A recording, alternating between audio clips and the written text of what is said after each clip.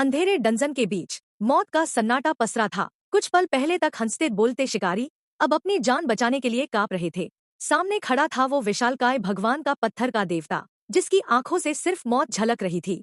जिन्वू, सबसे कमजोर शिकारी, कांपते हुए भी अपने साथियों को बचाने की कोशिश कर रहा था। तभी एक शिकारी चिल्लाया, मैं तेज हूँ, मैं बच जाऊंगा, और दौड़ पड़ा। लेकिन अगले ही पल देवता की नजर उस पर पड़ी और उसकी चीखें गूंज उठीं।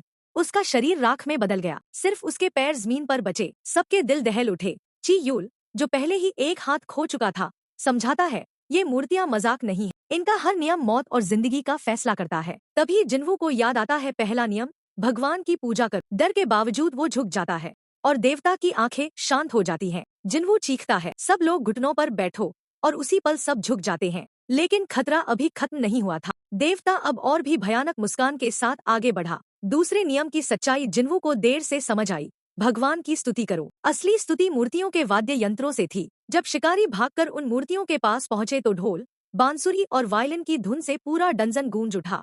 देवता धीरे धीरे अपने सिंहासन पर लौट आया। लेकिन राहत के बीच जिन्वू ने महसूस किया कि उसने अपना पैर खो दिया है। खून बह रहा था, दर्द असहनीय था, फिर भी वो दूसरों को बचाने के लिए खड़ा रहा। बलिदान का समय आया और धीरे धीरे सबको समझ में आया कि इस खेल का नाम है कुर्बानी।